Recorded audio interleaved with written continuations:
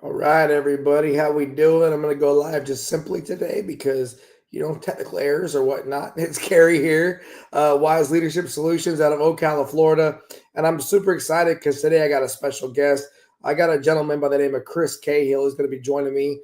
So without further ado, I'm just going to bring Chris in and we'll get to talking about things. So Chris, hey man, Hey, so Gary. there was supposed to be this video and it was going to play music and the good news is not many people actually watch that part anyway. So it's All right. Just get real quick. the reality is most of them watch the quick reels that I put on the little shorts, Sure. and that's where we get the most traction. But hopefully, the idea is we take these little short clips and they make their way into the world, and it makes people want to come back and listen.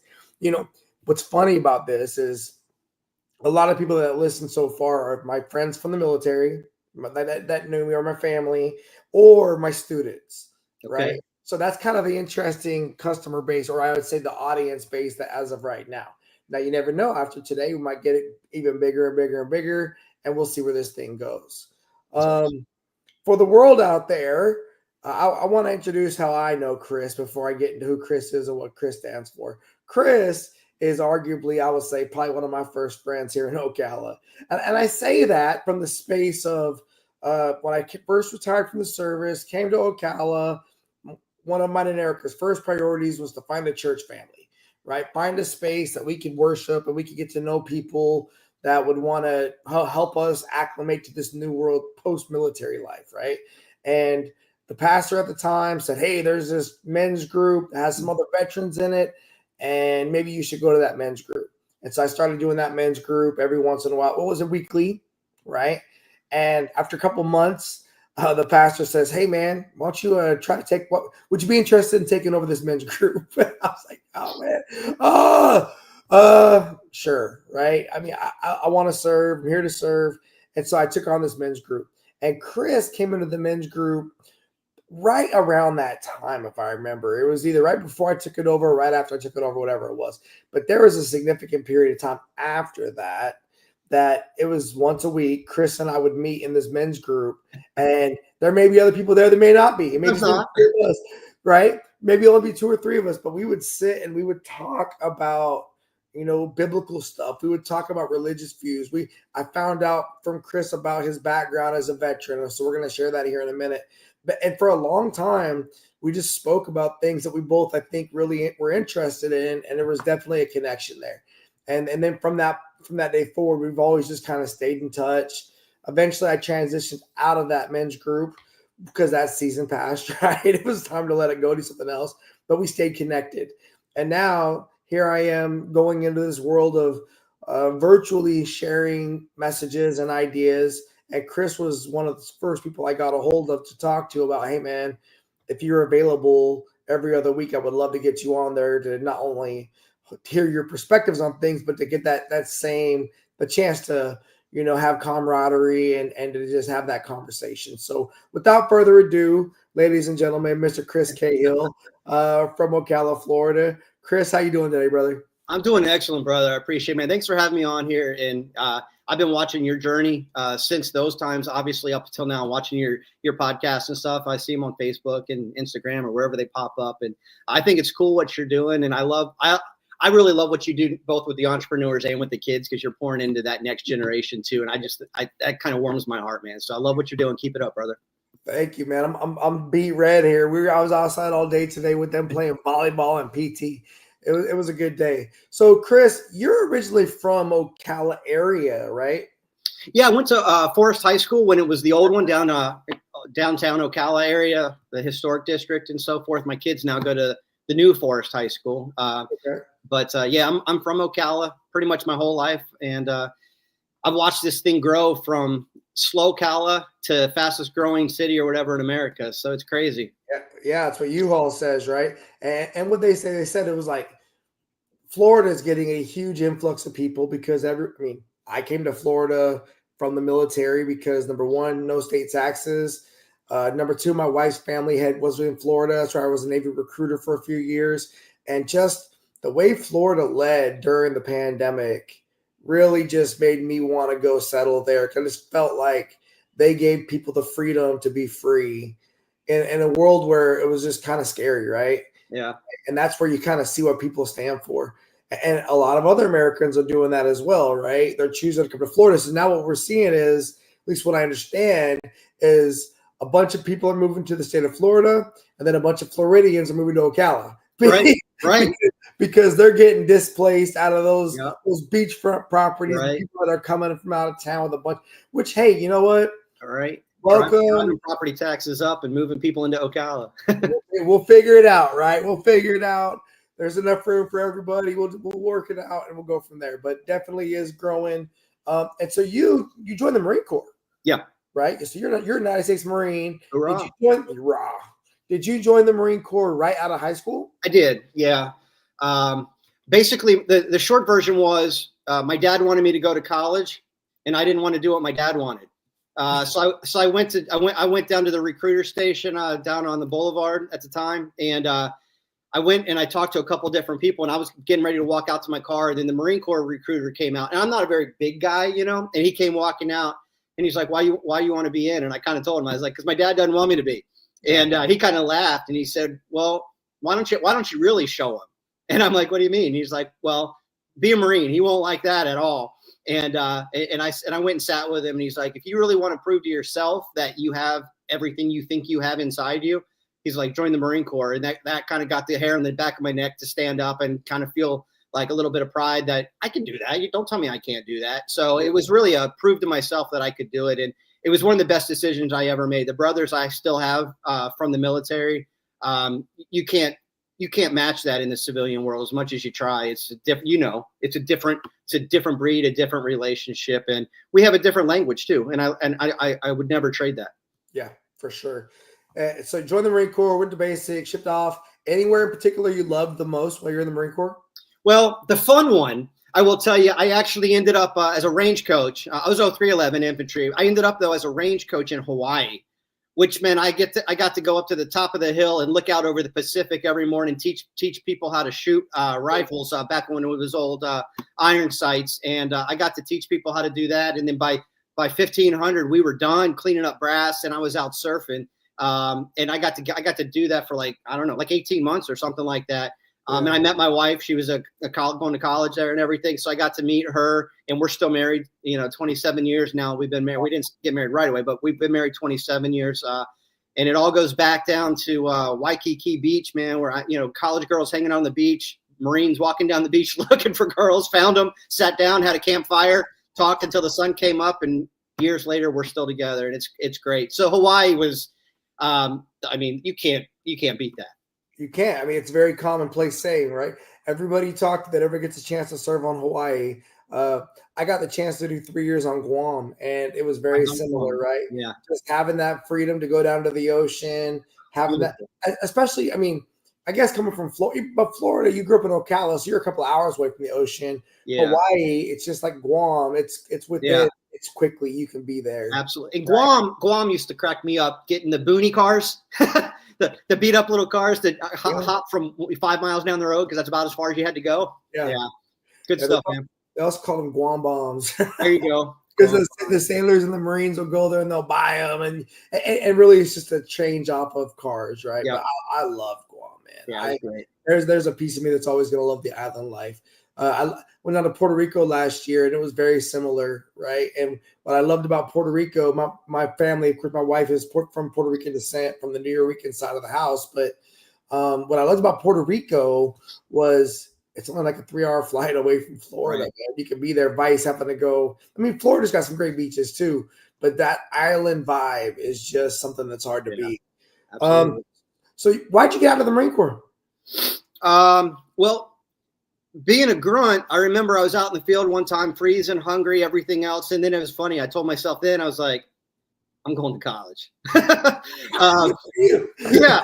So hey, good for you, man. So I had the GI Bill, plus I had a jazz scholarship to University of Tampa for my undergrad.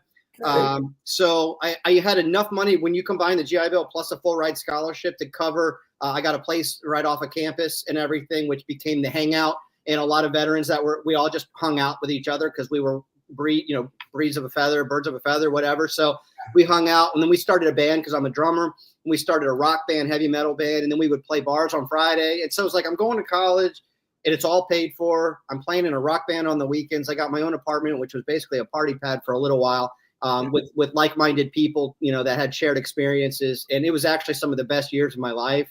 I loved it and kept on going. Got a couple master's degrees. Ended up going to Liberty University Christian College. Got a master's degree in theology, in pastoral counseling, which then led to ordination as a pastor and so forth. But I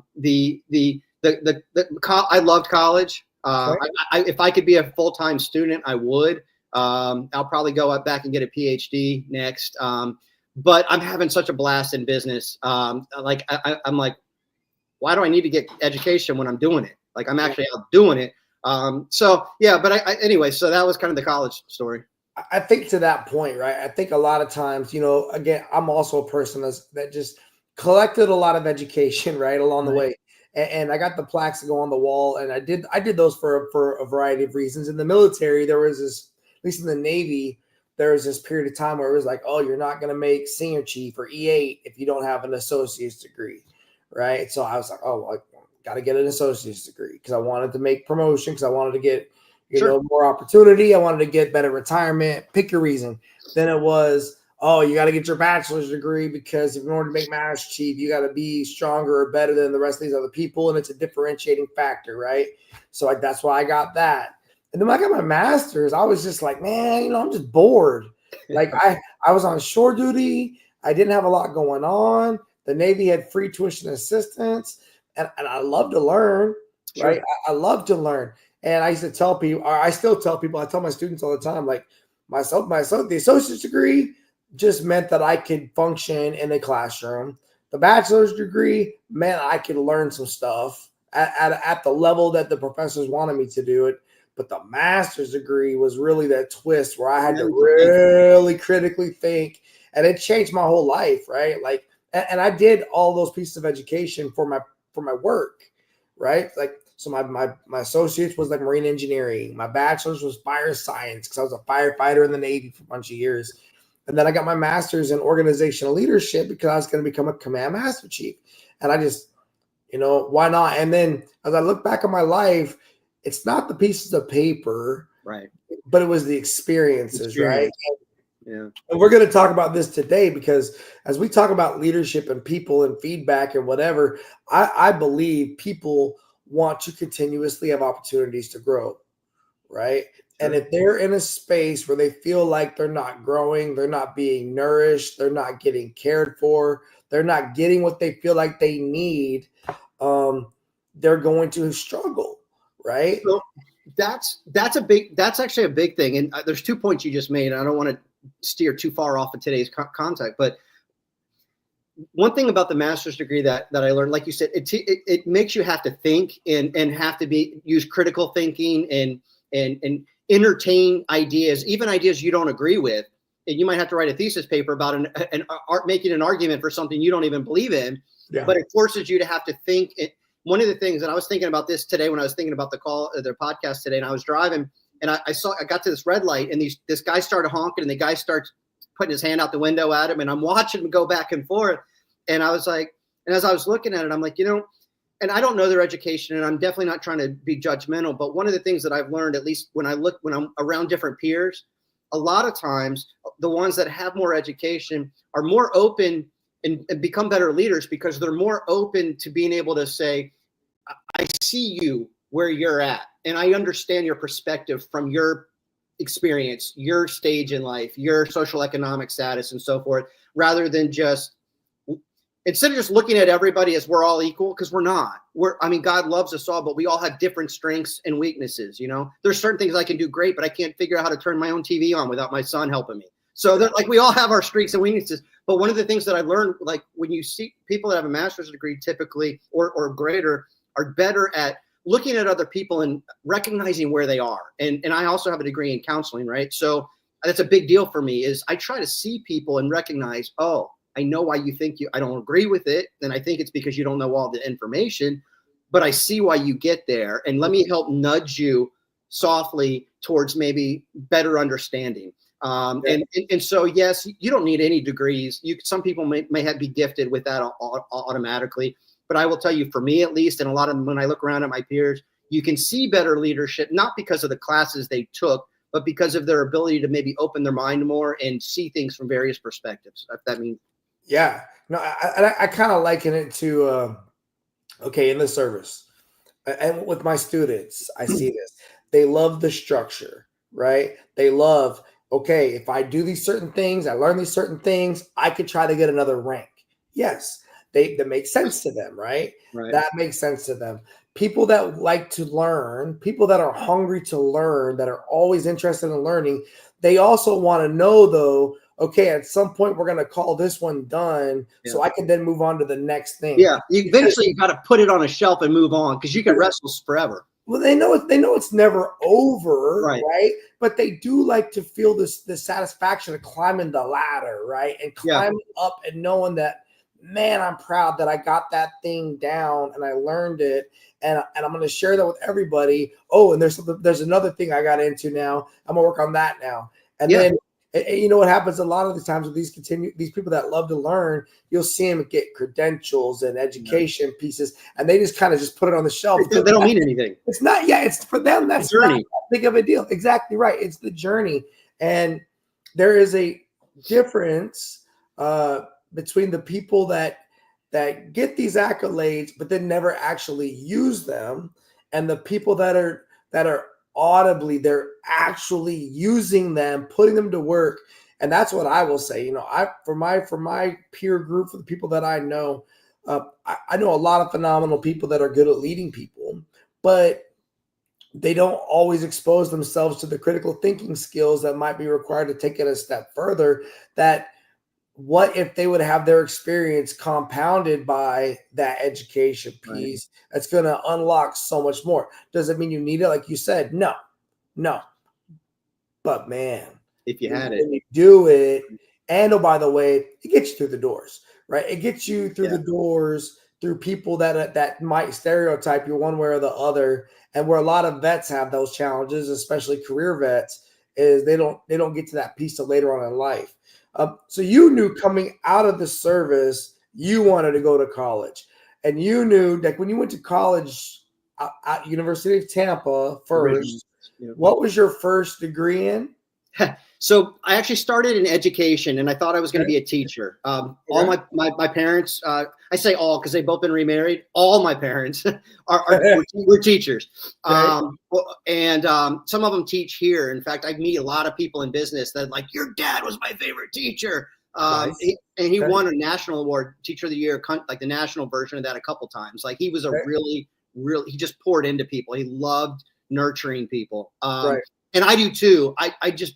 But what I learned when I did you have to do this, like, it's like an intern student teaching type of thing where you have to go in the classroom and you're kind of an aide almost, but learning how to teach and watching and everything. And I hated it. And it got to be where I would drive up in the morning and I would have to like pray to get my feet to step out of the car. I hated it that much. And the thing is, it's because I love psychology. I love theology. I love philosophy. I love abstract thought. I love creative thinking. And at that level, if I would talk too much, it would go over their head. It was like a dog turning their head sideways. And then I would have to, I don't want to say dumb it down, but simplify it. I would have to simplify it. And then it was hurting my head to simplify it. And I wasn't finding fulfillment because I wasn't challenging them to think. I was just meeting them where they're at. But I don't have the giftedness and the patience for it.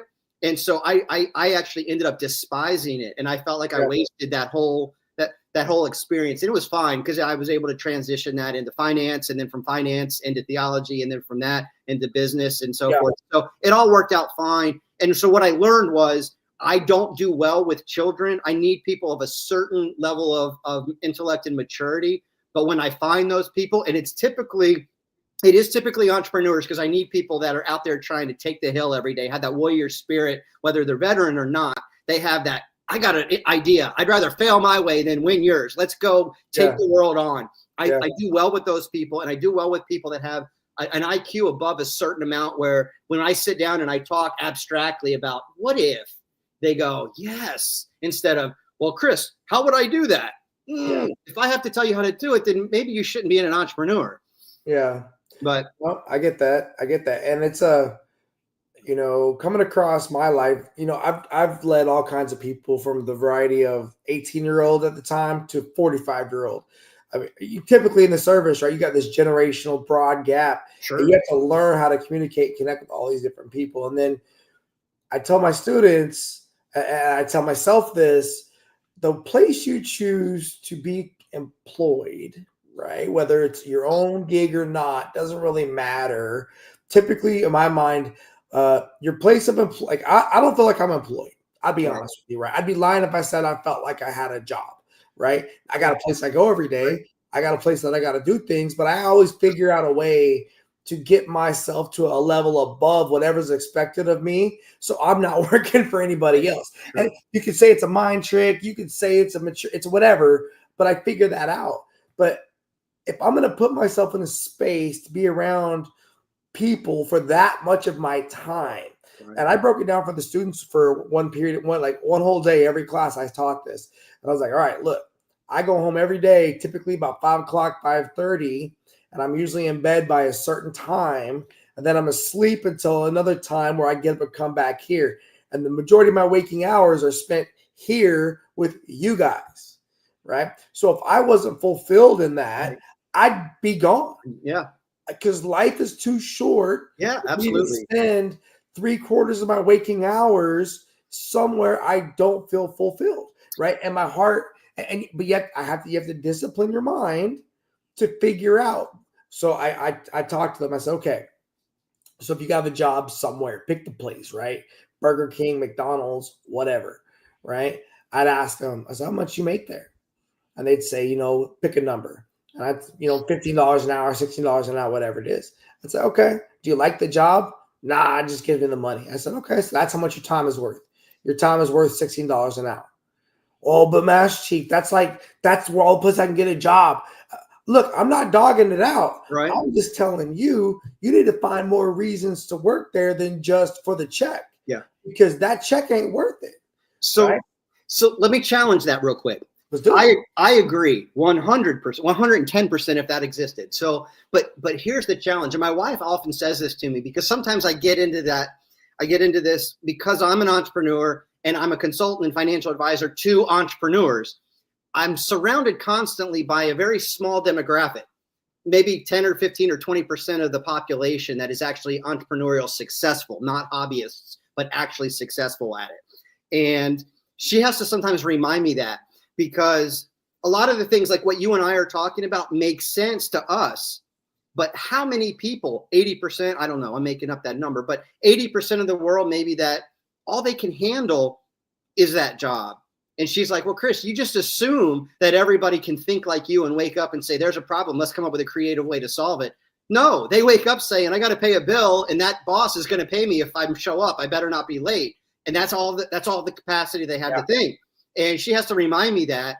And she was like, there's a reason you're good at what you're doing because most people aren't. And you, if everybody was, you wouldn't be able to wipe the floor with everybody because they'd all be on an equal playing field. And so she said, count your blessings that God gave you those gifts and remind yourself that most don't. And so I always have to remind myself that. Well, and I would say to that point, the whole point of my lesson is I got this young person who's just entering the job market, right? Typically they're an 11th grader, 12th grader. And I'm like, look, no, you need to go there and say, I'm teaching myself how to work with other people. I'm teaching myself how to learn how to work that register. I'm teaching myself how to deal with different customers. I'm teaching myself how to learn how to manage. There's so many more things you can get out of that time spent at that job vice just the check. Because what they do is they start to sound like middle-aged adults very quickly. Jaded, right? Burned out. And that kind of breaks my heart in a way because it's like you're a high school junior, you're now no longer doing high school activities because you got yourself a job that's filling in all your off time hours. Because when do they want you to work? Typically, it's on the weekends. When are a lot of our activities? On the weekends. Right. And or they'll start following into the pattern of what they see from other people, which is unfortunately, and look, when I was in the service, I used to use the same analogy. I would tell people in the service to not become a zombie, right? But if you don't act like a zombie, the other zombies are going to try to eat you, right? And so you would have to almost pretend to be a zombie, like in Right. Zombieland, Yeah, right? I get you. And then every once in a while you have to come out of character and double tap somebody real quick, and then get back into it. But I would tell them, like, look at all these kids on this high school campus that are just going through the motions every day. Yeah. They're not coming. I tell them at the first part of the school year, one of my lessons I teach to them, the same way I would give to a lesson on the sailor coming to my command. I would say, look, you've now got the opportunity to work and network with the majority of people in this school that 10 years from now could be some serious people in Ocala, right? They could be entrepreneurs, business people. There is so many people at this campus every day. It's a networking opportunity like none you're ever going to have again. Don't waste it by getting a bad reputation. Right. Don't waste it by not getting to know people and connect with them, especially when you never know who you might want to rely upon in the future. On the reverse, you've got these 6 teachers that you have got to convince that your time is valuable. Their time is valuable, and how you know that is they like what you're doing for them. They show that to you in the form of a grade, right? You receive that in the form of less pressure because your grade is where it needs to be, right? And I don't care if you like the teacher, don't like the teacher. I don't care if you like the subject, don't like the That's life. subject. Yeah. It's about training your mind to work through that. And if you can take this high school experience and, I'm always on them, like a 4-year term of high school is like a 4-year hitch in the service, right? Your first year, you don't know what the hell you got into. You're a freshman, you're just hanging on for dear life. Ninth and 10th grade, that's where you make me the most money. That's where you get the most done. That's where you get your SAT scores up, your ACT scores up. You get your most involvement. And your senior year, it's a freaking give back year. That's your final year there where you're contributing to all the freshmen and sophomores and juniors coming up. Yeah, and that's true. That's your kind of like your corporate. you also see a lot of them. It is, man.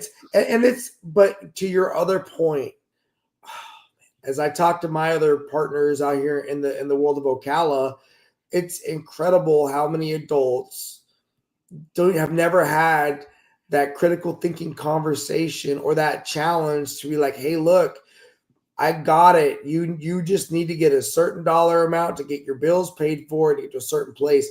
But what if you could find more value in your day-to-day, whether it's through faith, whether it's through growth opportunities, whether it's through personal education? Like, how do you find the fulfillment in that life you're living where it's not just worrying about the paycheck and bills? So somebody told me a story one time. I don't remember if it's true or just a story from a book or whatever, but somebody told me this story about a consultant that went into a manufacturing company. Think Laverne and Shirley, Coke cans or Coke bottles or whatever, just going down the Got it. right. Yep. So he's interviewing everybody, and he interviews one guy, and there's a guy and a girl standing next to each other that are checking quality control on these glass bottles or whatever. And he interviews them independently, separately, and he interviews the guy, and he says, "What do you think about your job?" And he's like, "What do you think I think? I stare at bottles all day for minimum wage. It sucks, but what else am I going to do? I dropped out of high school. I don't have anything. My parents did. I don't know. What do you want me to do?" Yeah. He interviews a lady next to him. She's like 70 years old, been there 40 years, however long she's been there. And he's like, "What do you think about your job?" She goes, "It's amazing. I've been here long enough. I know exactly what I'm looking for. And my job is to make sure there's quality in the products that go out. How could you get any better than that? And they pay me." And so, there's, it doesn't matter what your job is, what your title is, how much you make, but life is too short. It's a gift to have, and to not take advantage of it and make the most of it and find something that fulfills you, whatever it is a mistake. And I remember I was at a high school type of thing one time, and they asked me as a speaker to come up and talk. And I don't remember the gist of everything, but I remember saying something like this, and a couple people came up after me, and with the father and the kids and stuff, and they were like, I appreciate you saying that. And one kid raised his hand, and his question was, how should I know what I want to be when I grow up? And that was his question. And I'm at the podium just answering some Q&A, and I didn't have anything prepared. And I just said something to the extent of, Whatever it is you love to do, and you'll find a way to make money at it, instead of finding a way to make money and then force what you like into it. And I know you probably, if you've ever read like 4 Hour Work Week or whatever, you probably remember the story about the guy that's on the beach and he says, what do you want to do when you grow up? He's like, I want to retire or whatever. He's like, well, what do you do? He's like, I have a business. He's like, why? He's like, so I can build a bigger business. He's like, why? He's like, so I can build a bigger business. He's like, why? So I can sell it one day and retire. And he's like, well, what would you do? I'd sit on the beach. And then he's telling a guy that just sits on the beach all day. And he's like, I'm already doing that. Yeah, like, yeah. Right. I probably messed it up, but that's the gist. Oh, I get it. And I will tell you one last thing about that. And I've preached about this before. This is a true story that changed my life. If you remember the Rush song, which came from Shakespeare, all the world's a stage and we are merely players. When I was in middle school, I'm a music geek, so I would lay in bed and read lyrics and stuff, whatever I was listening to. And I was reading Rush lyrics. So you can tell I'm a drummer. I'm a drummer and a music geek. But I'm reading Rush lyrics in bed in middle school. And when I was in middle school, I was really scrawny. I was late to go through puberty, so everybody picked on me and everything else. And I really hated life bad. And I heard that song, and the words hit me in a weird way that changed my life really much forever. The only thing that ever changed my life more, other than marriage and kids, was Jesus. But this moment, I read that, and I said, wait a minute. The world's a stage. I can be anybody I want to be. Why am I allowing myself to be the guy I don't like, the guy I'm embarrassed to be, the guy I'm ashamed of, the guy that other people want to pick on? Why? And then I care what they think. So I'm even people that are picking on me, I'm trying to make sure I'm wearing the right name brands. I'm trying to make sure I'm doing, and I'm like, if I don't care what they think, nothing matters. I get to just be me. And so I decided right then, I said, I'm going to change my name. And I did. I got a nickname called Guido. If anybody who went to high school with me, then they called me Guido. So my name changed. I changed my clothes to what I wanted. I would go to thrift stores and buy beat up flannels and stuff. And I was like, I don't care what y'all think. This is what I want to wear. And I started skateboarding on my own, which eventually led to skateboarding friends. I learned how to play drums, and then eventually it led to a punk band. And within like a year's time, I'm having a blast. I'm skateboarding. I don't care what anybody thinks. I'm in a band. I'm playing at parties and stuff like that. And the only thing that changed is I was like, life is too short to build myself into my own prison, which is only a mental prison. Why don't I just actually go be what I want to be in the world and not care what other people think? And when that happened, my life is like ever since then, I loved every year after. I loved high school. I loved college. I loved the Marine Corps. I love my life. I like it. And I look at other people that are trapped in their own prison, whether it be adults doing a job. If you're the guy that is mad at that you're checking Coke bottles, go somewhere else. If you're the lady who loves checking the Coke bottles, praise the Lord. You found fulfillment. You're living your life's dream. So I think that's the big thing is when you can be anything you want in the world, don't build yourself into a prison. Build yourself into freedom. And I think the Bible gives you that. You know, we are free in Christ. He breaks every chain. But then you see, how many times do you see people in church that have been a Christian for 50 years and they look worse than everybody else? They're jaded, miserable, beat up, and judgmental. It's like you haven't actually realized that you're set free. You're caught in religiosity instead of the freedom and the grace and the love that God made you. He made you in his image. Now go out there and just live it.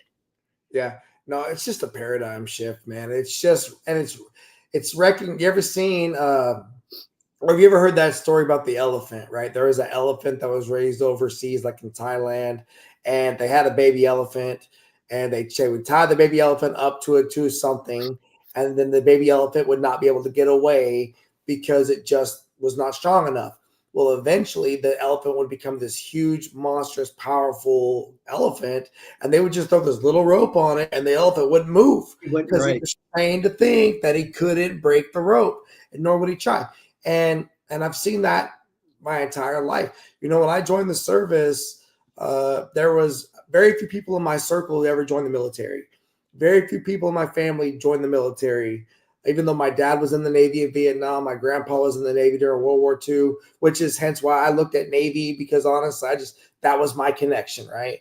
But out of all my cousins, out of all of my family, I had a few later join the Army, like reserves or go with the National Guard or whatnot, but very few of us, right? And then you get surrounded by all these people from all these other places, and you're like, oh, well, we're all doing similar things. We all took a risk to change the narrative, to change what possibly was going to be in our life for whatever our different reasons were. And then we got exposed to all these people.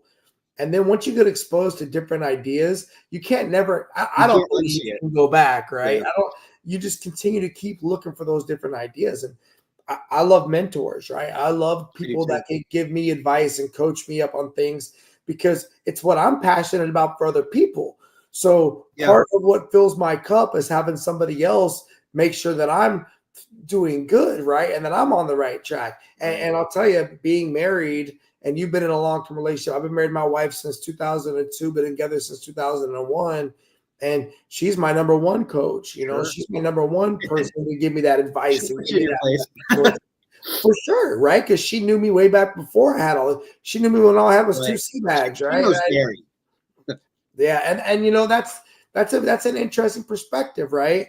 And whenever I get around like my aunts or my first cousins that knew me when I was, you know, a young person, and then they see where you are now, it's always nice to get that feedback, right? Right. That feedback as to how are you doing and what are you doing.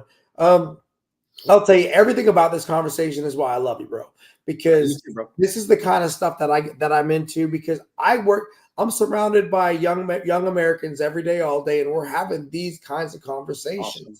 And I'm watching the light bulbs go on in their heads. And what excites me for them is they're just starting their journey, Yeah. right? And oh, by the way, here I am, 47 years old, and I'm just starting my journey in a bunch of different ways because I got asked today by a student, "Hey, Master Chief, when are you going to consider yourself to be old?" So they asked me, right? And I said, honestly, I'm gonna consider myself to be old when I can no longer go out my house and do the things that I want to do without somebody else helping me. Right. Right. Okay. That's probably when I'll feel old, right? If I can't drive myself to the store, if I can't just, you know, but that was it. It was, and I said, but my goal is to be healthy for as long as freaking possible because I got a lot of things I still want to do. And I don't want to be a person who's 45 years old and every day complaining that I feel so old or that my Right. knees hurt, my back hurts, I'm tired all the time. But again, it's a paradigm shift, right? Because a lot of those things are true. They Right? are true. They're I feel true. them too. But am I going to let? Are you going to eat? Complacency is a big deal, right? And you gotta manage that with what are you optimistic about every day? What are you looking forward to? And I think to something else you said is when you have faith and you believe that you've been saved and that there's always an You've opportunity. already won. Well, and it's not even that, but then you want to share it, right? Because I think that's part Absolutely. of it, right? Is I take this piece that I've gotten after everything that I went through, and I didn't feel like I deserved this, and all these Right. blessings that I've been given, right? But then I've also looked at all the hard work and all the effort and all Sure. the other things that go into that, and I want to share that with people and say, look, man, if I could do it, so can you. And oh, by the way, you don't have to do half this and still have the same blessings. And the other thing was, you know, I had to the person that's looking at the Coke bottles, right? Um, God bless them if they can find the peaceful life where they're Right. happy with that fulfillment, right? Because I think that's the most important thing. I used to get frustrated with leaders in the service that would come to me like, so as a command master chief, part of my job was to mentor and coach my chiefs, right? So for the Marine Corps, it's all the gunnies, the staff sergeants, the mass sergeants, all them, right? And that was my job. My job was to help give them mentorship and advice and help them if they wanted to promote, help them get there, but then also be honest with them because it's very competitive. It's Mm-hmm. not easy, right? And I would tell them, so look, don't lie to me. If you could tell me, hey Gary, I never want to promote again. I just want to take care of my people and make sure they're good. I'm solid with that. Yeah, that's Like great. that's freaking awesome. Great to hear. And I'm not going to ask too much of you because I'm not. You've got your job. Your job is full. Taking Yeah. care of those people. Caring people is a Right? full-time Taking job. care of those people's full. But for the ones that would come tell me that they wanted that extra opportunity, I would expect that first part to be happening. Right. That's given. And oh, by the way, you got to do these extra things I'm going to give to you because that's what needs to be done for that level of competition, right? Yeah. And then those people would take on those opportunities. And then advanced results would come out and some would promote. And that guy who didn't want to promote would be frustrated and be all upset. I didn't promote. said, whoa. You said You said, that's not a priority, right? If you tell me the priority is you want to get a house of a certain thing because you feel like your family needs this much room, or you want to get a car of a certain thing because you got this intrinsic desire to be attached to this thing, right? Whatever. Don't lie to me, and we can have that conversation. And I'm not even going to judge you about it, because as long as we can frame it right, it's yeah, okay to want nice things and do great things, right? But just don't lie about it. yeah. Because if you're lying to me, you're probably lying to You're yourself. lying to yourself. Yeah. And there you That's go, right? And that's a right. frustration for people, because, again, I want to see everyone find the freedom to live their life. Okay. And that's going to take us into today's topic, right? Okay. We are going to talk about feedback, right? And I'll tell you, I have found feedback generationally to be an interesting conversation, right? You ever seen well, okay, I'm gonna ask you, I'm gonna throw this one your way. Okay.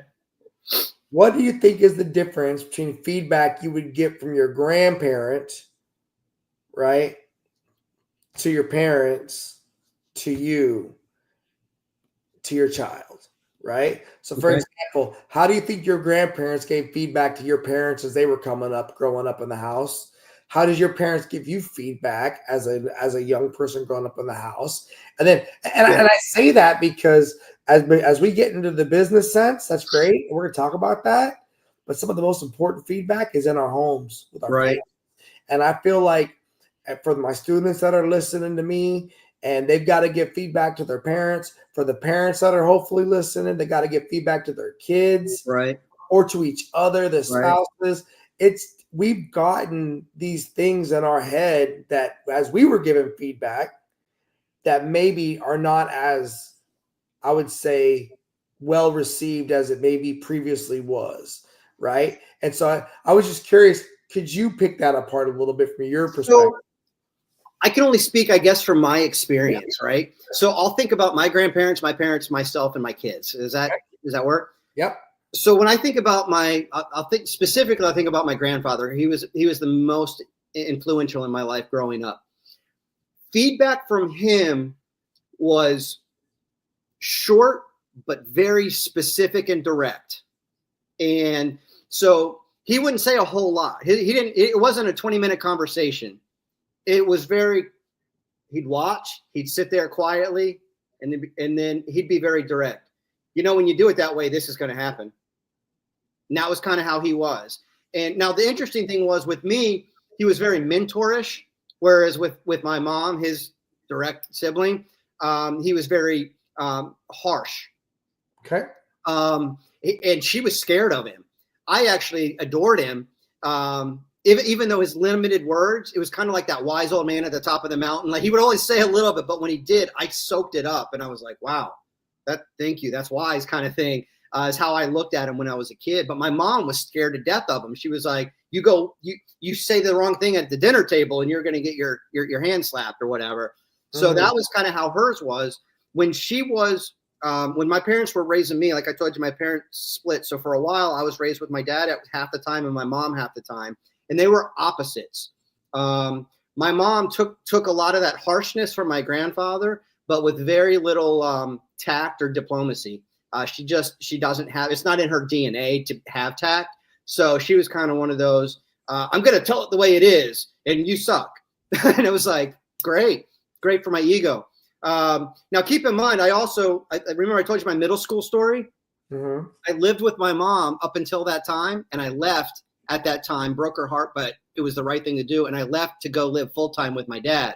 Right. My dad, teacher of the year, like I said earlier, and everything else, he was always looking for ways to lift me up. And I don't know if I'm completely answering your question on it, but I'm just elaborating my experience. But my dad's thing, and he has his own faults, but he would tell me things like, in fact, I don't even know if it was true, but I remember when I was young, when I first went to move in with him, I was not a good person. I wasn't making good grades. I was trying to be better. That's why I asked to move in with him. And he took me aside he was kind of harsh. I remember I lied to him about something that was trivial, but it was the fact that I lied to him. He gave me a pair of scissors and told me to go cut the front yard. And he wasn't kidding. The whole weekend was spent cutting the front yard with scissors. Like, he wasn't kidding about discipline. But then at the same time, he would say things to me, pull me aside, play cards with me, and use that time playing cards to pour into me. I didn't realize he was giving me feedback then, and I felt like we were playing, I was learning how to play spades or something. But he was using that as a moment to pull a little bit of information out, and more importantly, pour into me. Right. And he was looking for ways to lift me up.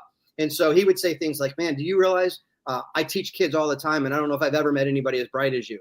And I went from thinking I was a dumb idiot to thinking, oh yeah, teacher of the year thinks I'm the brightest kid he's ever met, which then I decided I want to grow into that. And I went from being a DNF student to being valedictorian, magna cum laude in college, gave the graduation speech.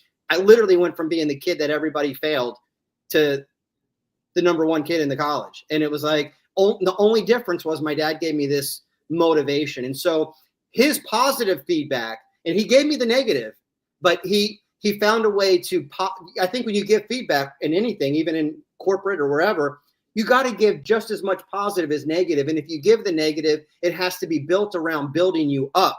And so therefore you can receive that feedback as a present or a gift. I think Simon Sinek says you have to receive it as a gift that says, hey, you care so much about me to be better. So if I said, Gary, and I don't mean this, but if I said, Gary, I was watching your podcast, so it would be a lot better if you did it in 20 minutes because you just ramble on and on and on. And I don't mean that. I just said that.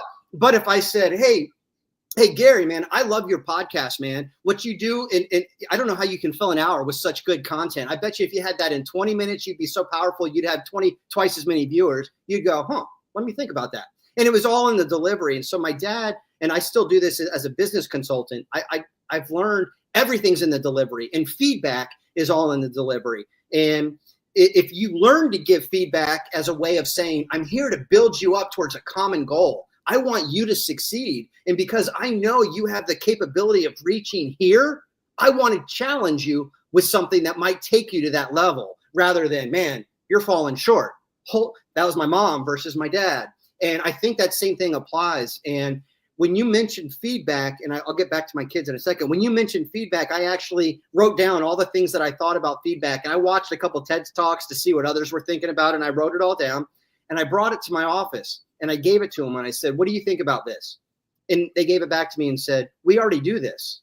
And I was like, oh, so I'm doing it naturally, but it's because I was raised with bad feedback and then moved to a house, almost like Rich Dad Poor Dad, and then moved to a house with positive feedback. And they both were trying in their own way to help me, but one of them did it and it framed it in the right way. So as a parent to my own kids, I try to then emulate what I learned from my dad and avoid what I learned from my mom, and try to find ways to point out the positives in my kids and challenge them to reach to that potential rather than talk about where they're falling short. So I've changed the way I frame and created more of a safe space, if you will, to challenge. I don't care if you try and fail. I don't care. In fact, I give you the permission to fail. I would rather you try and fall short than not try, but I know you have that capability. So I think when you challenge somebody to and show them that you see their potential, most people want to live up to that potential. And the very fact that you said that, now they believe it. And that belief becomes reality. That's kind of, so from a generational thing, I saw it go from harsh to dysfunctional to positive. And then now towards, I try to frame everything in a potential, and how do we reach our potential? Does that make sense? It does. It does. Now, what about on your dad's side? Did you have a relationship with his parents? I did, but my grandfather on that side was very ill, and all I ever remember of him was basically in a chair, unable to move or talk. Really, he was really ill. My grandmother, also very harsh, same generation as my and she would be like, very that kind of thing, and she had a loving heart. She would tell me all the time how much she loved me, but at the same time, she would then deliver stuff that just stung. It just stung. Yeah. What I wanted to get out of that, and you gave it all to me, is that we are products of so many different experiences in our lives, right? And when you get into this space where you got to get to know people, the most important people we communicate with in our life, in my opinion, is our family. And particularly, our parents, our kids, especially when we're all living in the same house, our spouses. And so a lot of times we start to look at, okay, I could do things one way at work, but how am I authentically at home with the people that I love more than anyone else in the world, right? And then, oh, by the way, how was it coming up throughout my life where I was raised by these people who maybe gave me good examples or not good examples? And one of the things I was thinking about as you were saying is that the storyline of I can always learn something from any leader, right? I can always, whether it's even if it's not how to do something, right? Right. Because I'll tell you, coming in the service, you had that same challenge, right? You'd get, when I was a junior sailor, you'd have this old crusty master chief who was just God, right? And you want to be nowhere near that guy, Right. because he was just, and he was Vietnam vet, right? He was still on active duty, right? It was the 90s, and this guy was in Vietnam, and he's still in the Navy, and he's ready to shoot you in the face, and he might have a flashback, and you're like, oh my God, like I gotta be. And then you got, this guy who's the next generation down, who is this, crotchety gunny sergeant or chief petty officer, and maybe they're not the best, right? Maybe their communication style is not the best because they're always getting beat up by that Vietnam vet. And so then, and it just would work their way down. And I've just learned that as I see people communicate, or as I see people get feedback, I always give some grace, because I always wonder, like, what was the examples they were given? Yeah, their experience shaped them. What was their experience, and how do they even receive feedback, right? Because not everybody receives. Like for me, if you sugarcoat it for me, I honestly don't like it. I roll my eyes at that.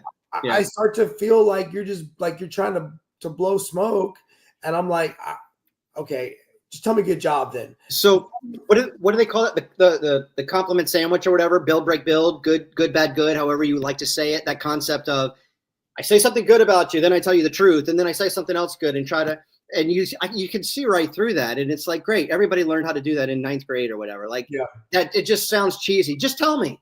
Well, and the other thing is, what's changed is technology, right? Okay. So our grandparents were born when the technology thing was tough, right? It was not what it is, nowhere near. I mean, even my parents' generation, right? They never fully, my parents both passed away, and they never really got their hands around technology. I mean, the farthest they got really into it was like the DVR, right? Okay. Outside of that, it was just, so I remember our generation, we came through rotary phones and the young age, right? In the 70s and the 80s to today. Right? But our kids, or the generations junior to us, even the 30-year-olds, the 20-year-olds, they've got access to so much information and so much content that they're going to be able to really analyze and wonder why you're communicating a certain way. Because, oh, by the way, you can't just tell me it's like that because you said so. Right? Right. Because I got in 10 seconds. I got a thing in my pocket that I can fact check that, and you might be wrong. And how many things did you believe most of your life because your mom told you found out later was just a wives' tale handed down or whatever? It's like, wow. And tribal knowledge is still a thing. It's still, it's still a thing, because the path of least resistance is to go with what we've always done, right? Yeah. People love confirmation bias. They want to say, oh, I'll see it in the high school, right? They don't want to change a policy or something because this is a tradition. Right. It's what they went through as a freshman or a sophomore. So it's what the future have to do. But I'm a continuously learning kind of a guy, because I grew up in that age of constant evolution and change. Yeah. And I love it. I love to see, like, we did a big event yesterday called Battalion Days, right? Where all the kids came in, and we did a bunch of cool activities. At the end of Battalion Days, they did a hot wash. The hot wash is where they come together and they talk about what they learned, what went good, what not, what didn't go good. And we do that. It's 100%. And then you do that so you don't lose the lessons learned, and you can inject that into going forward into the next event. That's a feedback tool. So that's a huge one. And that's one of the things that when we were looking at the checklist of things, different things to think about, when I was thinking about feedback in this conversation, a leader should create a safe space for feedback so that people aren't afraid to give feedback. And then of course you have to be a leader that's able to receive feedback. And yeah, you could argue that you could teach people under you how to give more constructive feedback. And there's definitely a case for that. But if you create a safe space, so in my office, every Monday we start for about an hour and we have this thing called AEIOU, and each letter stands for something in our business that we could always be improving, bringing in new assets, how we do influential. Anyway, each one stands for something. And so we go around, we talk about how do we feel we did green, yellow, red on this? And then if there's a yellow, or hopefully not a red, but why and what can we do? And so two things about that. One, I created a safe space where they know, hey, I don't have to complain or gripe about it on Thursday, because on Monday we're actually going to have a safe space to talk about it and say, this is what we can do. When you create that culture of feedback where people are open to giving feedback, because I come in on Monday waiting to hear what we can do to get better. And then the second thing is, when you replace I with we, it changes the dynamic. Because if I said, Gary, what you need to do, and I think, but if together this podcast, and I want to see this podcast reach more people for the impact that it could make, and I said, Gary, you know what I think we could do next week? I think we could try this. All of a sudden, you're not hearing that as constructive criticism. You're hearing that as positive input. You're like, oh man, he's taking ownership in this and trying to help me reach to something new, because it's not about I or me. It's actually we. And so I think from a feedback perspective, create a safe space and then get everybody working towards a common goal. And whether that's Coke bottles, good quality Coke bottles, or whether it's building a business or marching in step, whatever it could be, if it's a we thing, all of a sudden now it's, hey man, I noticed you were struggling on Thursday. After work, let me show you how I do this. And it might help you get it done quicker and with less mistakes or whatever, because it's a we thing. So those are the two things that I think are very important. Hey man, so the only place that I'm different on that is I purposefully don't use the word safe anymore. Okay. I don't, man, because I feel like it's gotten to be played out, and it's gotten to this place where it's become a filler thing for people to want to almost substitute it with, I don't want to talk then. No. Okay. I create a space, right? Okay. I create a space, and I always tell my people the debrief needs to be on the calendar. Right? Yeah. For the meeting, for the feedback, for the event needs to be on the calendar. Yeah. And we've all got to come at it from the space of, we're not tired, right? Because like the hot wash, I had to manage emotions because people were exhausted from being out in the sun all day.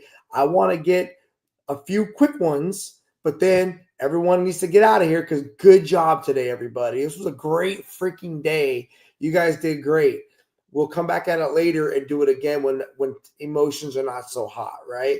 Yeah. But I want that on the counter. We come together and there's a space where you got to say what you're going to say, whether you feel like it's going to hurt someone else or not. And people need to have that thick skin to recognize it's not personal, man. It's not personal. Big point. It's not personal. And that's where leaders really got to manage the conversation, right? Because I want to grow future leaders. And so they have to learn how to manage the conversation. And when the conversations get tense and tough, and feedback is a lot of times where it happens, you have to learn how to say what needs to be said in such a way as to not be offensive on purpose, right? And it's okay to apologize if somebody takes it the wrong way, but we also need to say it and not say something because we're worried that it's a hot button issue. Because in today's society, there's just not always the time to avoid all the things. Right. And no, I'm not saying throw the grenade off in the room just because you like to be incendiary, because you got those people too. Those people exist. You got and look, as a leader, you got to learn how to handle them. You got to manage them too. Right. You got to manage them, because they're going to always be, I'm going to tell you, like sitting in the room full of teachers, it reminds me about being in the military, because they got that. You always got that guy. Woo, right. So here's a cool thing about that guy that I learned, and it almost makes me chuckle when I do it, because I'm like, I'm just playing chess with this guy right now, and he doesn't even realize it. It's what I think, but I do it with good intention. I'm always trying to help people. But when I hear that guy in a meeting or in a group or whatever, I like to come up to them afterwards and actually compliment them on it. And it wins him over to my side.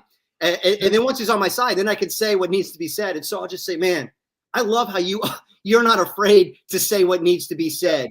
And then I might say, man, imagine if we could turn that into something powerful for the group. What if we, and then blah, blah, blah, blah, blah. Yep. So I win them over quickly because ultimately people just want to be heard. And the people I think that gripe, they might, for whatever reason, they might not be good at articulation. They might feel like they're being looked over, and maybe they are, and maybe it's their own perspective.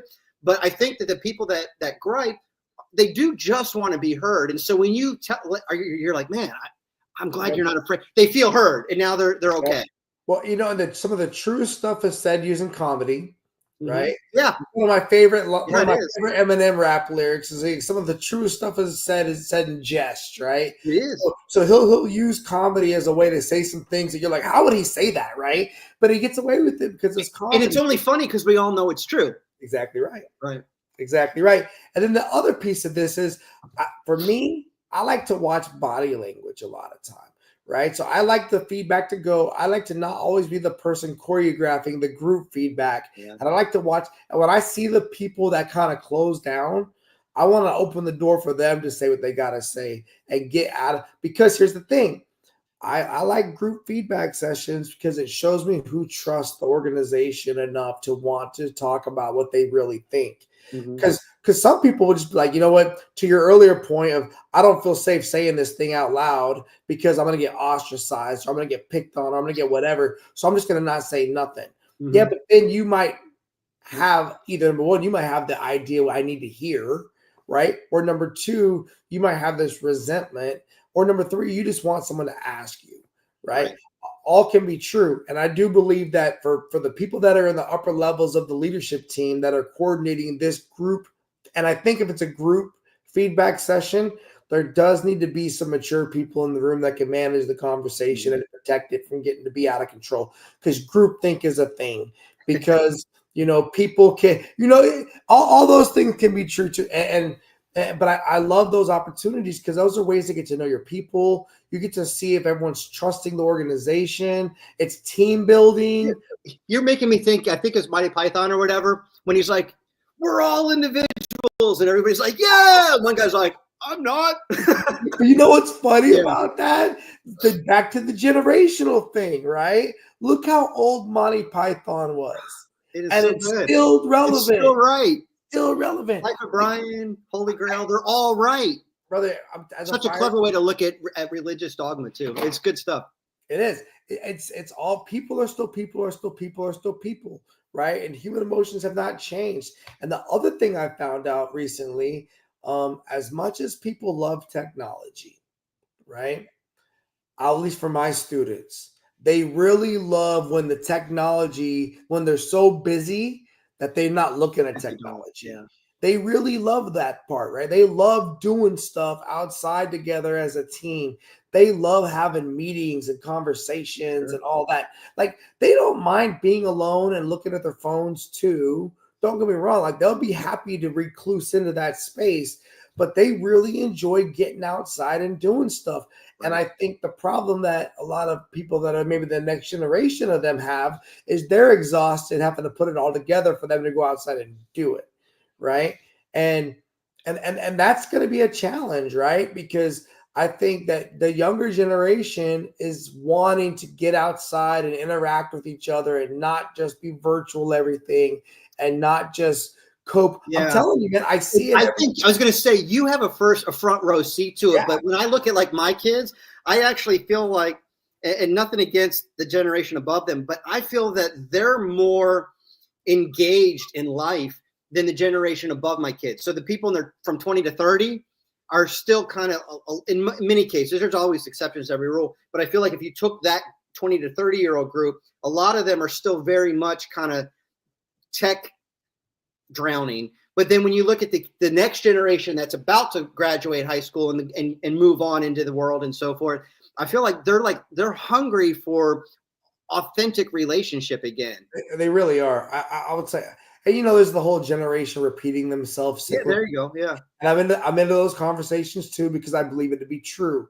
And I think you're going to find that there was that silent generation, possibly that maybe that group you were talking about that just kind of got blown away by technology. I think we're never going to fully understand how COVID affected people because those were some important years for Yeah. certain human beings that all shared that gap in time, right? Right. They all have that same level of just degradation, and they didn't get the same treatment at their different home It was, facilities, right? and mental health numbers were so bad, and Well, we don't need to get into all of it. still is. Oh, Yeah, no, no, but that's a relevant thing, right? It's a relevant thing, and I think it's a conversation that people are much more willing to have in 2025. Because again, in our grandparents' generation, first of all, they weren't living as long as we live now. right. Secondly, there wasn't time for that. Like I heard a guy say one time that having mental health was almost a privilege because some places in the world there's just no time for it. Right? Your family needs to eat. Your family needs to drink. Right. You It's a first world problem kind of right, thing. Yeah. right. And when I heard that be said out loud, I thought about that for a minute. And I thought, because there's a lot of people that unfortunately leverage mental health in a Yeah. lot of Yeah. ways that cause it to get a bad Right. name or a stigma. Then there's the people who really have the challenges. And it's almost like, where do you focus? Because there's so many people that have, how many times do you hear someone say, well, I'm undiagnosed X or I'm undiagnosed Y? And you have no idea. It's just your rationalization for why you're nuanced in this way is you're connecting that dot. I think people use it as a scapegoat a lot. I do counseling also at Interfaith, right? So that we've got a lot of people that comes in there. So I do volunteer counseling and stuff over there. And you've got a lot of people, lower income, sometimes homeless and so forth, that we're working with. And some of them truly have their brain's not working right, too many drugs or just the cards they were dealt. And my heart really goes out to them, and you do as much as you can to help get them on benefits and stuff. But then you see other people that, dude, I'm talking to you the same way we're talking right now, and you're trying to tell me, oh, I can't work. I can't work. My bipolar is so bad or whatever. I'm like, look, we're having an intelligent conversation right now. I don't know your whole situation, but I do think that a lot of people in the society has made it okay. You can label everything, and it's funny when I talk to some salespeople, I tell people, I'm like, look, the easiest way to sell somebody, and you and I both talked about this. I can't stand sales, even though I'm technically a salesperson. I just want to help people, and so I don't really sell. I just like, what's your problem? If I can help you, I will. If I can't, I'll give you somebody who can. It's that simple. But from one of the things I tell people though, from that sales perspective, if you want to make somebody feel good about buying something, blame shift. And they do that with like low T. Instead of saying you're fat, lazy, and out of shape and haven't been to the gym and eat whatever you want, they say, hey, are you over 40 and you're tired and you're sluggish? It's not your fault. You have low T. And they'll make up whatever. I was trying to put together what's low T, but now low testosterone. Yeah, I was but like, it could be, they make all, when you start watching TV now, you'll notice every commercial break, if you even watch TV, which I don't really, but you'll see these commercials and they'll make up something and then they'll be like, well, it's because you have PEG or whatever. And you're like, what is that? It's a made up word so you can blame shift and then go buy some pills to take care of it and then not have to deal with your own responsibilities. But arguably, and this is one thing where I think that society is going to be changing in our country, at least relatively quickly, is going to be the food we've gotten to be eaten in the last 10 to 15 years. I lived in Japan a lot of my time in the military. I spent time in Japan. And I will tell you, the Japanese eat way differently as far as portion size. Yeah, all portion sizes. I'm telling you, right? Like it's completely different. You go to the grocery stores, completely different. And I'm very optimistic that the United States of America is about to get a refresh to our dietary availabilities and priorities because we'll never fully know how much all those dyes and things possibly affected us as a people, right? And the other, and I mean, and I'll tell you, as a chief petty officer in the United States Navy, I pride myself on drinking massive amounts of caffeine every day. Right, I know. Black coffee, right? You got to have your coffees and your monsters and everything. Yeah. Well, it's a coffee for me, right? Coffee is my thing. I don't do the monsters and all that. Really, our whole platoon, man. Everybody is. Oh, that's a whole. The junior sailors and Marines were a whole nother thing, right? Plus the tobacco, right? Right, that too. And it was just, and it was. We didn't do anything halfway. right? Because It's true. I still don't. I'm all in. and it's just as I came to the terms of what I had changed in my body after 25 years in the service, especially in my mind, I had to come to grips with like, yo, mental health is freaking crazy because I thought I had a heart problem. Mm-hmm. I really thought I was gonna have a heart attack and die any day. And after doing all the different checks, the doc was like, "Hey, Mass Chief, have you ever thought mental health?" And I was like, "Get the hell out of here, doc! I'm freaking kicking butt, taking names. Right. No, I got to freaking. I'm gonna be diabetic any day." And he was like, "No, you're not gonna be diabetic. You're out there doing all this athletics. You're doing all these things. We've checked everything. What if we check into this?" And lo and behold, they weren't lying, right? It was after years of plug when you're barometer, when you're only supposed to go to 10 in life and you live at 8.5 always, Yeah. add into that chaos, add into that danger, add into that trauma, pick all your things. Eventually you're gonna wake up one day and be like, bro, I got a lot of baggage to unpack.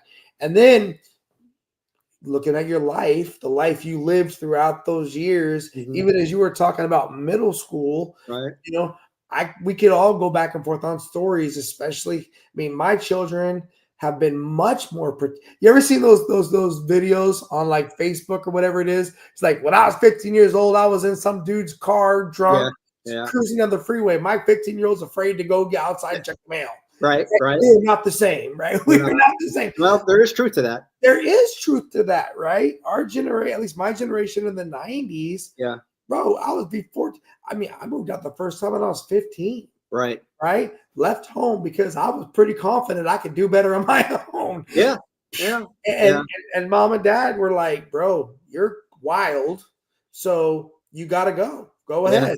And would I ever let my kid do that? No, but my kid also would probably never get to be wild because I never give. I mean, on the flip side, I didn't have TV, right? I didn't have TV. Well, I joined the Marine Corps at 17, and it's funny. So I have my oldest is just about 17, and I look at him and I'm like, I'm traveling around the world with a backpack and a rifle in my hand and doing world things and having global impact and stuff. And it's like you're trying to figure out how to do something on Facebook or dance in front of TikTok windows or whatever it is. Like I'm like, we're not the same. It is different. And you know what's cool about that though is there still are young Americans doing that. Right. Right. There really is. I know. It's just when they first get there, it's freaking because they've got to go.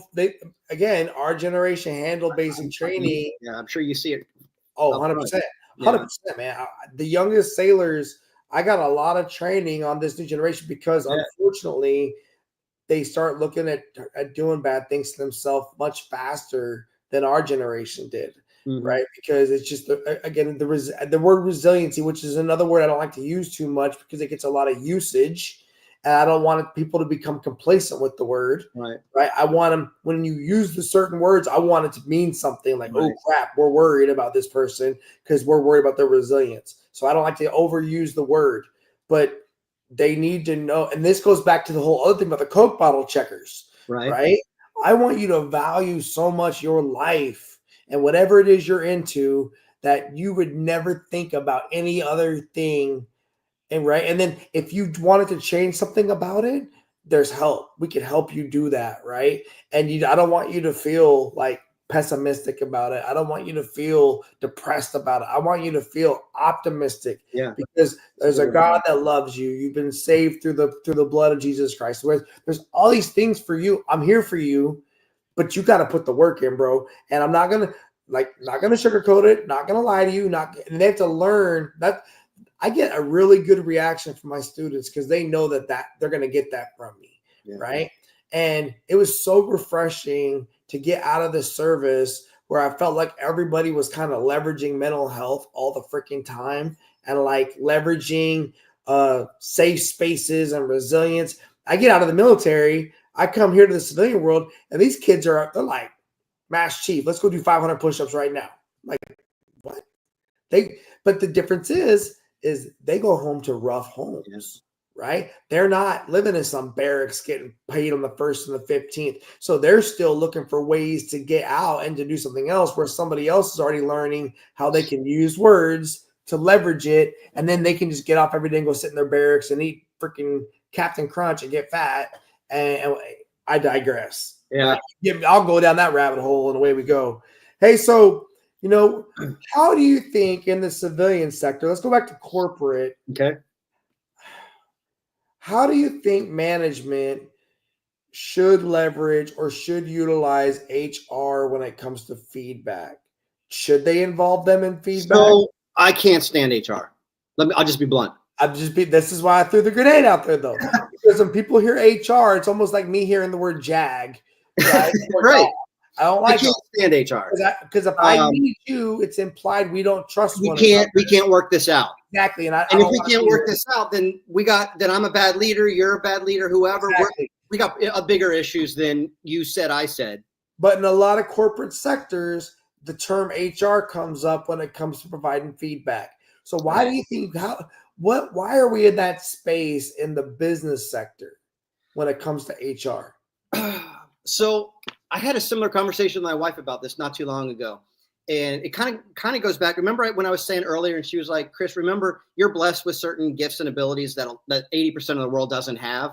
And so you can't expect them to hear something and creatively figure out how to fix it. Or, if you have self-awareness, you can hear things and then figure out, you know what, maybe I am the wrong one, or maybe I need to phrase that different, or I need to work that. If you're not self-aware, which a lot of people just aren't, and I think that master's degree or that college experience helps you become self-aware because you're exposed to other people, military too. You're exposed to other people, different nationalities, different cultures. And, you're playing spades with 4 different races and stuff on a Friday night. And that's a normal thing. Whereas that's not normal to everybody who grew up in the same community in their whole life or whatever. So to bring that back though, to your point, like with HR and stuff like that, I think we got where we are because you have too many people that want to lead, not because they want to make the world a better place or they want to pour into others and help them become the best version of themselves.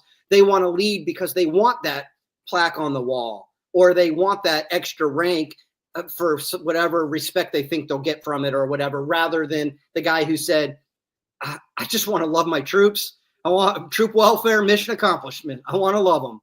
That kind of thing. Well, those people still exist, and they exist in the corporate world. And I've had when I spent my time in corporate before I went out as an independent, I was under some great leadership, and I became regional director of the Southeast. So I was in the C-suite, and there were people that were there because they were yes men and they knew how to play politics. There were other people there that were just power hungry, and they wanted a big check, a fancy car, and a plaque on a wall in a corner office. And then there were those people that could care less.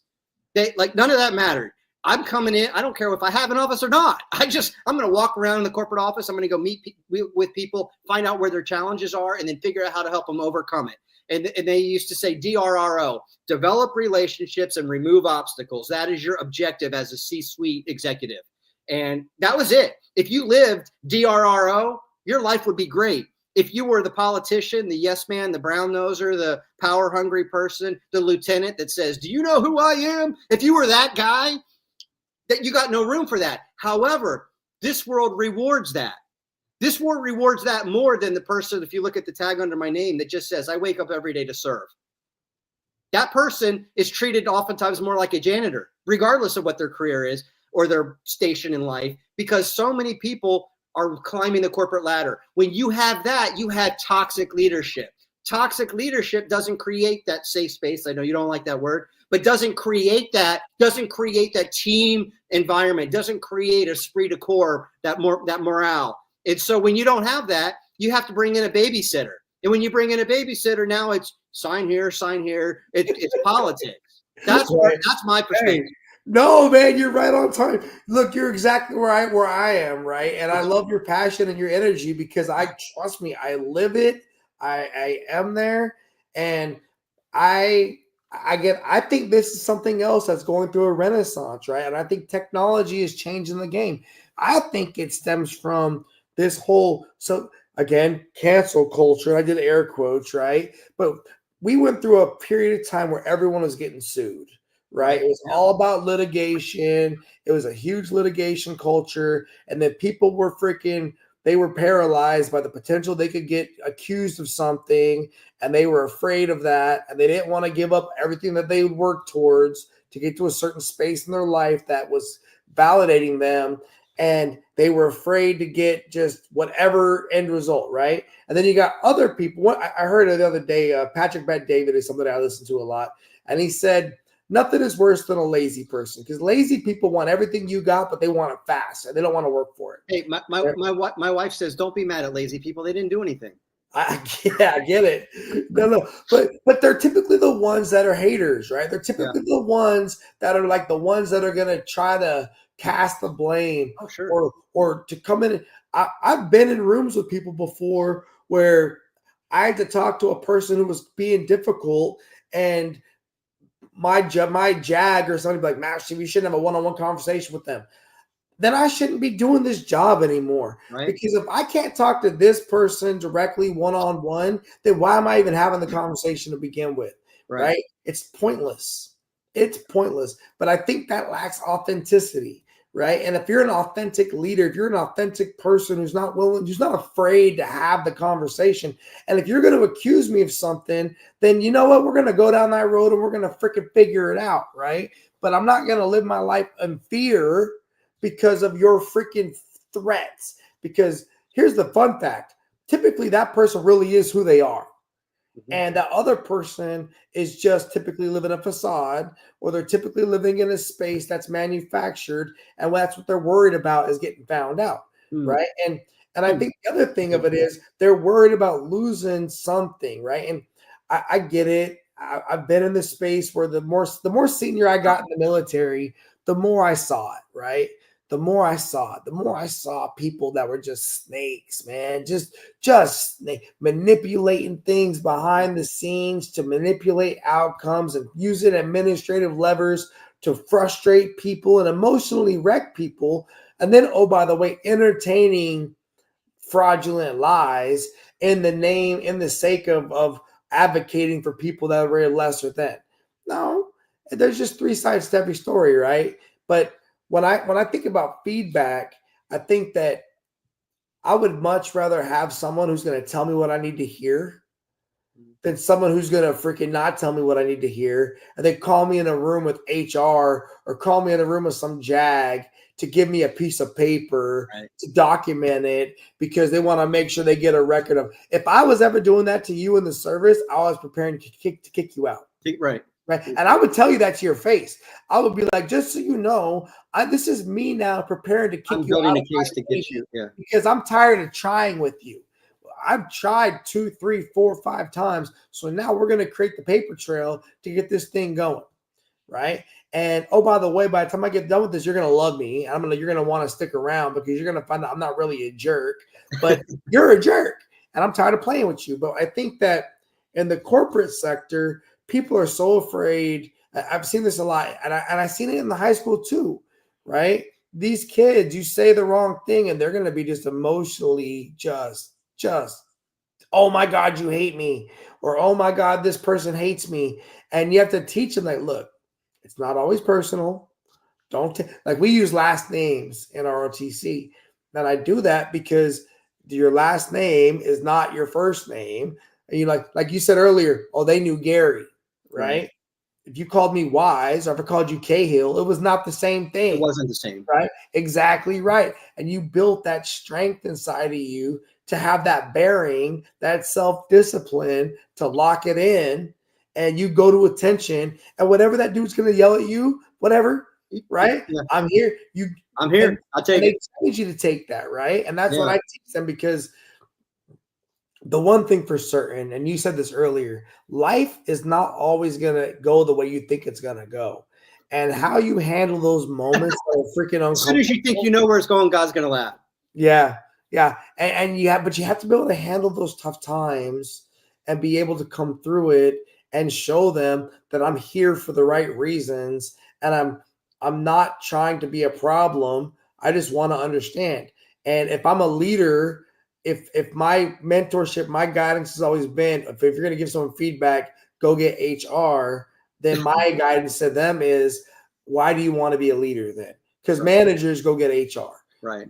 Leaders are not afraid to give good feedback, solid feedback from an authentic place. And even if it's not, like you said earlier, even if I'm going to tell you, I used to go into aircraft carriers as an inspector and tell a whole aircraft carrier damage control team that they sucked. But I could say it in such a way as they would thank me afterwards, because it wasn't about what I said. It was how I said it and why I said it. Yeah. I want you to know this so you can do better, so you guys can be ready to go out on mission and everyone's going to come back home. Right. So that's why we got to do this thing. And I think that to the other point you said is, people that are in leadership positions for the right reasons should not fear giving feedback to people. Right. So feedback, right? You got a sender, you got a receiver, right? With every kind of communication in the world, there's a person sending the message, a person receiving the message, and then you got feedback, right? All the other sounds, all the other things, all that cultural identity that they had through their life, from their grandma to their parent to them to their kids. They got all this going on in their heads. How do you best ensure that the message you meant to send was received in the manner in which you wanted it to be received? So that comes back to, and I'm super paraphrasing, but that what was the book? I said this, you heard that. Are you familiar with, right? Yep. I think it really comes down to, particularly if you're the leader, or and sometimes it's not even if you're the leader. I'll be honest. Sometimes the other person across the table might actually be the one in the quote unquote leadership position, but you're the one intellectually more mature. Okay. And I think you have to, I said this, you heard that. I think you kind of have to be able to have enough, not only self-awareness, but assessment, being able to just a personal assessment of the person across the table from you. Kind of like you mentioned body language. It could be body language, but also if you work with somebody, you kind of know them but I think it really comes back down to being able to deliver something in a tone or vocabulary that person can handle. If I'm talking to my Marine buddies that are my age, I can use a certain language and I can be sarcastic and I can actually break them down and make fun of them, make fun of their mom or whatever, mom jokes or whatever. And to them, it's a sign of love. You respect me, you know me, you love me. Right. You're willing to do that and not be afraid to call me out. Whereas if I went to somebody who was 28, in fact, I do have somebody that I work with that's about 28 years old. And sometimes, because we've worked together for so long, I'll throw a sarcastic jab out at him that I would say to my friends on the car ride home talking. And when I say it to him, he'll come to me the next day and he'll say, kind of hurts my feelings. Sarcasm is just a way to be mean to somebody without you trying to own it. And I'm like, what? What? Nothing against him. Sorry, I laughed, but I would follow that up with, "Okay, I'm about to own this, bro." Like, wow, like because I need you to have a tougher skin. If I say that to him all the time, but so here's where I wrestle with that. Part of me says, you're an adult who owns their own business, a young adult, but an adult who owns their own business, and sarcasm hurts your feelings. Like we are not the same. In fact, if somebody is sarcastically mean to me, I'll probably give them a hug. And if they really bother me, I might punch them and then we'll go have a hug. Like it's like that's where we came up. That might be a generational thing. But back to, I said this, you heard that.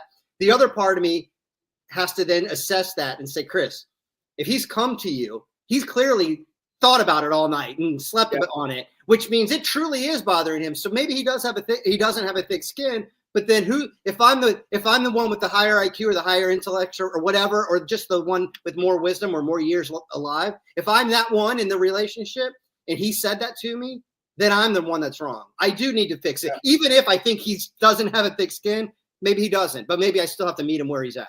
So to your point, and that's happened to me many times as well. People will come back and say those kinds of things, and I will almost always laugh out loud like I did there, because I don't mean to be. It's just I'm wired like that, right? We're not. Well, we're the same age and we both served, so that might have something to do with it. It's a little different, right? But I think that I will always say, look, I never intend to hurt anyone's feelings. So I need you to know that. Right. And I'm thankful you took the time to come back and talk to me, to circle back around so we can have this conversation. On the reverse, you get access to me to be around me all the time, and I'm doing a lot of things. I don't want to have to always worry about you getting offended when I say something that's not that serious. and you've got to learn that. And then it's mature, it's maturation, it's wisdom, it's all these things, and away it goes. But I think that direct communication makes people uncomfortable, right? And sarcasm is one of those direct ways to communicate. And it's almost I would rather have you be sarcastic than passive aggressive. Yeah, Just being it's funny. Trying to be funny in my mind. It's funny because he actually mentioned that he to him they're the same thing. Sarcasm is being passive aggressive, and to me they're not the same thing. Passive aggressive is could be conniving. It's manipulative. It's not looking at the person as an equal or as a person. Sarcasm means we're equals, and I don't mind being honest and open with you, and I'm going to say it kind of a funny way to get your attention. But the other thing is, and this could be because we're veterans, right? Because in the service, man, they love to poke you. They love to poke you. That's part of the game. It was, and I remember those people that struggle with that and having to tell them, like, brother, it's not that serious. Like, let it go, because they'd want to fight people. They'd want to get but again, it might be part of our nuance, right? Who we are. But then again, you have to like I said, though, you have to recognize if it does bother them, though. As much as you don't want to be the guy who has to walk on eggshells because they can't man up, which is how I feel about it, that doesn't change the fact that that's how they feel. And so I still have to respect them, even if I think what I think. I respect how they feel, too. And I think it just depends upon what the team is being built for, right? Like, I will tell you that for me and my teams, that's one thing that once I do have a rule that once I know something offends somebody, I will do my best to not cross that line, right? Because it took courage for you to speak up and say that thing, and I will respect that. And I think respect has got to be given in order to be received. And then on the reverse side, I need the trust from you that if I ever accidentally cross that line, no, it was not on purpose, but there was something else going on that wasn't about you. Don't always make it about you, and let's move forward. I think that as we're wrapping up today's conversation, I'm always looking to give feedback. I don't know about you, but maybe it's my years. Maybe Monday night or Monday morning. Right. I mean, it might just be my position in the organization, right? I love mentorship. I love coaching. You've got to have mentors, and you should be mentoring somebody because that helps you too, and them. And what else is life if you're not pouring into the next generation? So I guess for saved rounds, right? Do you have anything on feedback that you would like to say that we have not yet discussed tonight that you think are like, Gary, man, we got to touch this before we say we're going to just no longer, because we could talk about feedback, bro, for 8 hours. Really, we could. Yeah, there's so many things I wrote down that we could talk about, but each one almost opens another conversation, another hour. And we could keep doing this, right? Because it's just about human communication, right? It is. It's all about communication. It's all about trust. It's all about authenticity. It's all about why are you doing this? Why are you in that space? And every one of those conversations opens up to the next thing, which is great. And for people that are in relationships with other people, you've just got to remember that. And words matter, right? Intentions matter more for me than words, to be honest with you. Yeah. So my kids lately have been using substitute words for curse words, right? Like what the frick or what. It's still the intention's there, right? And I tell them, like, bro, just say the word, dude. Take it for a test drive, bud. It's gonna give you that much freedom because it's not about the word. It's about what you mean when you say the word. And you're already saying it, essentially. And what frustrates me is why are you even thinking like that right now? You've got it am I failing you as a father, bro? House, car, video game, whatever. Like whatever. And you know what's funny is before I retired from the service, man, I cursed. If I get on the phone with anybody from the Navy, I'm like, I'm it's all there. But I just left the service and all of a sudden I don't even curse anymore. And it's not a conscious decision. I didn't like make it a thing where I'm not going to say a swear word anymore. Right. It's just, I don't feel that way anymore. Right. And so, okay, back to feedback, brother. And again, this is how we can go, right? We can just jump down a few other rabbit holes. But is there anything on feedback that you're like, Gary, man, this is a key topic to hit? So my biggest thing, and it kind of comes back to what you were just saying, is the intentionality. And so my biggest thing is when it comes to feedback, let's find the common goal and work towards it. And that could be from any angle. And I'll give you just a couple quick examples to put a bow on it. Okay. Let's say a client calls in and they're angry. I'll use finance because that's the big thing. Old lady calls in and she says, I was supposed to get my check on the 15th and it didn't come in and my other check bounced or whatever.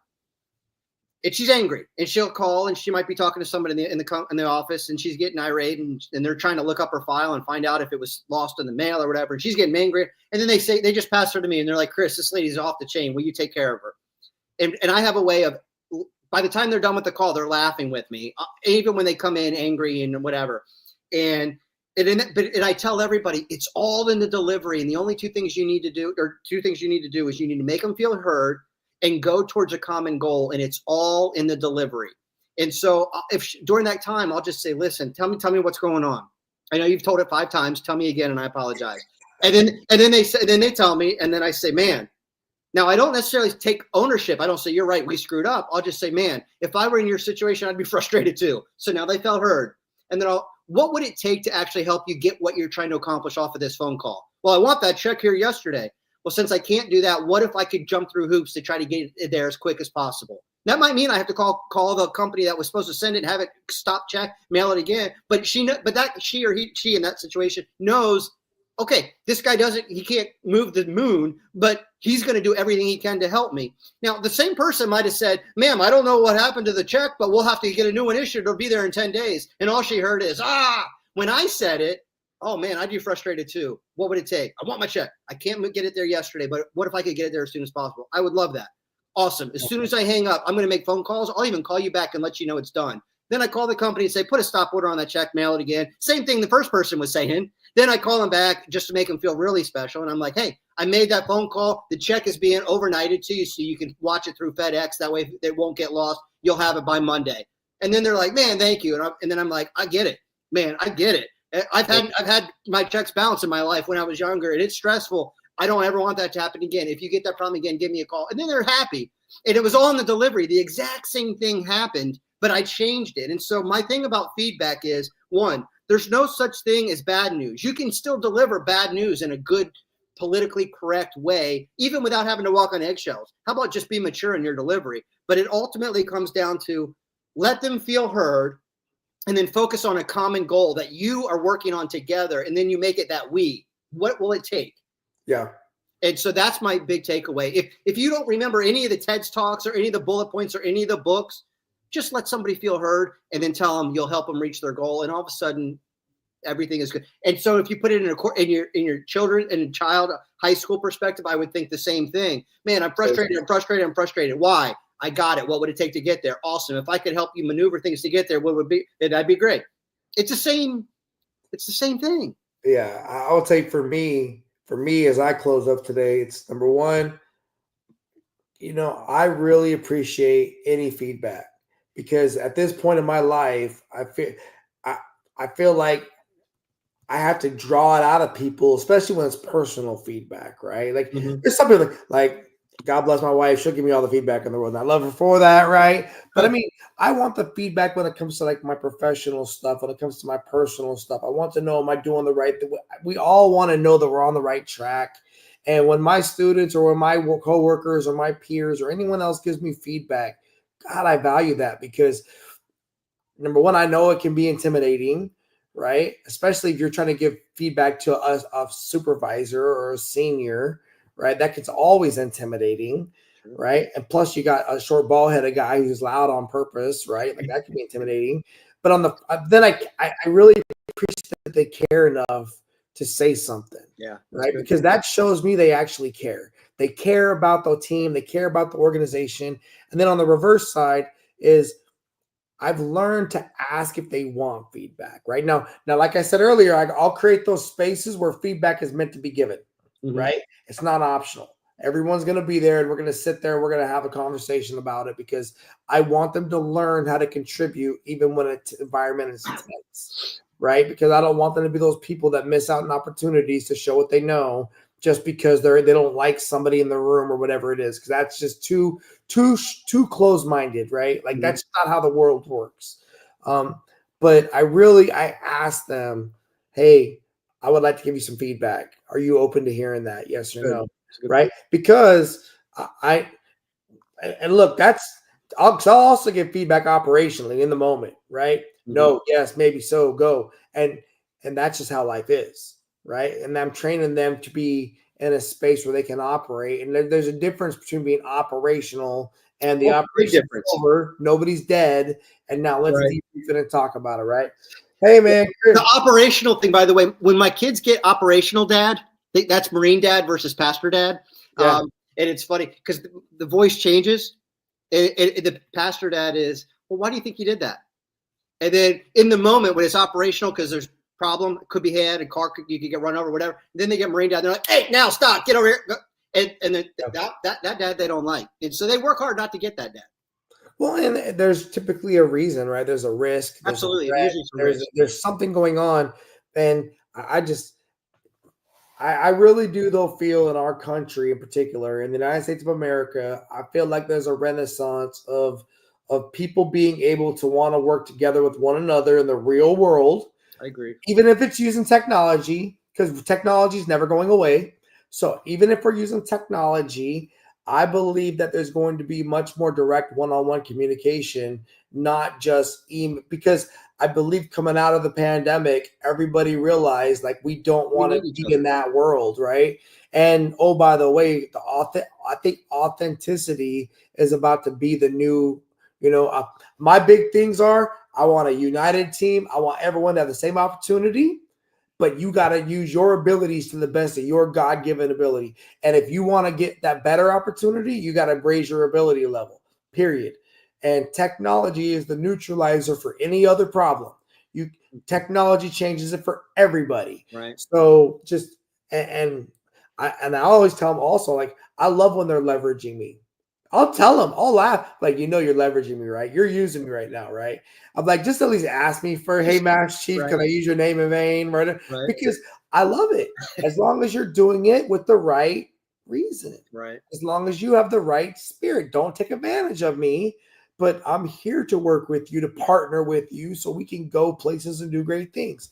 Bro, man, I really appreciate your Yeah, time. thanks for having me, Gary. It's a pleasure. Oh, man, and you know what's funny is I got this little checklist right here on my thing, and I'm looking at it, and we covered almost every one of my little blocks, to be honest. Really? Oh yeah. I thought you were going to say we missed them all. No, 100%. So if you stick around after I go off the live stream, we'll go through this, and I'll walk you through what my little 10 bullet points were supposed to be. We'll And debrief. we Feedback. hey, there you go. All right, everybody. Hey, we appreciate you. You might see me and Chris here again soon in a couple Thanks, weeks. Gary. We are going offline now. Thank you very much, everybody. Good night. God bless. God bless.